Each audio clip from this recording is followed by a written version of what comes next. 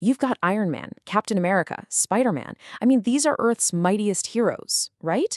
So what on earth could make them turn on each other? How do you go from being trusted allies to, well, bitter enemies? That's what we're digging into. We're going to break down the one single tragic event that just lit a match and blew the whole Marvel universe apart. Let's get into it. Just take a look at this. These are heroes who've saved the world together, I mean, how many times? And now they're staring each other down. The question that defines this whole story is, whose side are you on? But hey, before you can even think about picking a side, you've got to understand why that line was drawn in the first place.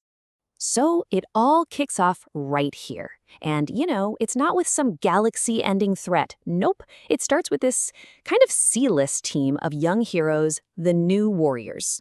And get this, they have their own hit reality TV show. Yeah, they're all about chasing ratings, getting famous, landing those sweet sponsorship deals. And the line between actually saving the day and just making good TV, it's getting really, really blurry. Okay, so the target for today's episode, a handful of villains hiding out in a quiet suburban neighborhood in Stamford, Connecticut. And of course, the cameras are rolling, catching every single punch, every witty one-liner. For the New Warriors, this isn't just a mission. It's content. It's a performance. And that recklessness, well, it's about to have some absolutely devastating consequences. And this is the moment everything changes. What started as this lighthearted, made-for-TV brawl is about to become a national tragedy. This is the exact spark that lights the fuse for the entire Civil War. So one of the villains, a guy named Nitro, has this power where he can literally explode and then just reform himself.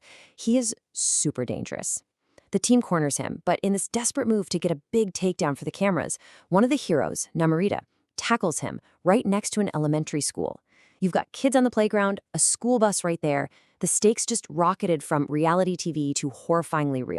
And this right here, this is where all that bravado from the New Warriors just slams into a terrifying reality. Nitro looks right at her, and by extension at the entire audience watching live from their couches, and he drops this absolutely chilling line.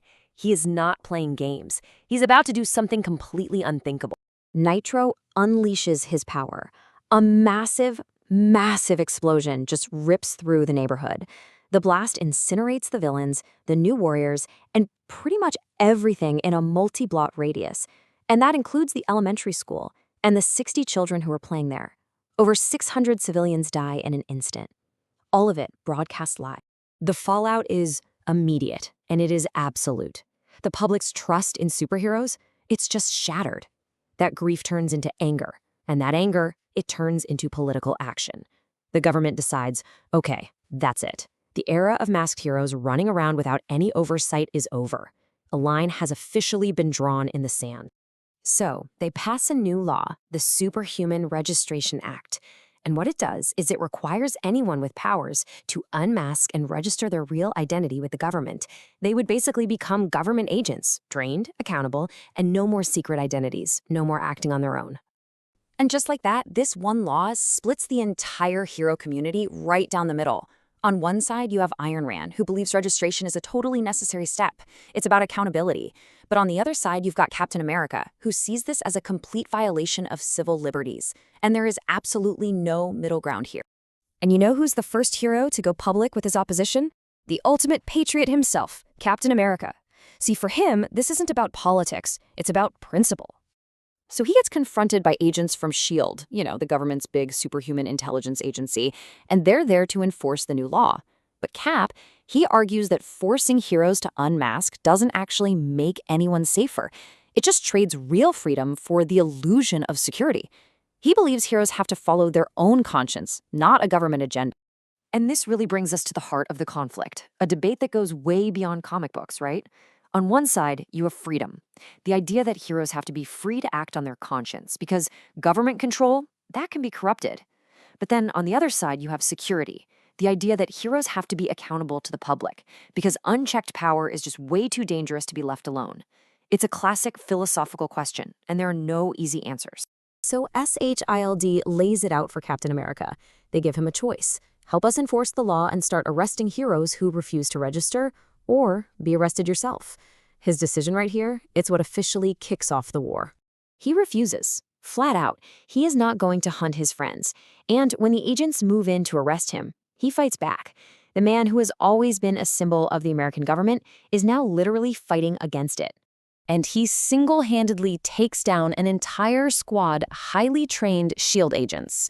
This isn't just some brawl. No, this is a declaration. He is officially an outlaw now, a fugitive, fighting for what he believes is right. Then he makes this spectacular escape from the SHIELD helicarrier by hijacking a fighter jet, which pretty much cements his new status as the leader of the anti-registration resistance. The Civil War has begun, for real, and there is no turning back. And hey, if you look really closely in the background there, you'll spot this mysterious figure. That is the Watcher. Now, in the Marvel universe, he's this cosmic being who only shows up to observe events that are monumentally important, like universe-altering stuff. The fact that he's here tells you everything you need to know. This isn't just another superhero fight. This is a historical turning point that's going to have consequences for literally everyone. Which brings us right back to that central question. You have a tragedy born from total recklessness, and in response, the government demands control, all in the name of safety. But then you have a hero who has sworn to protect liberty, and he refuses to sacrifice it. So when safety and freedom collide like this, where do you draw the line? Whose side are you on?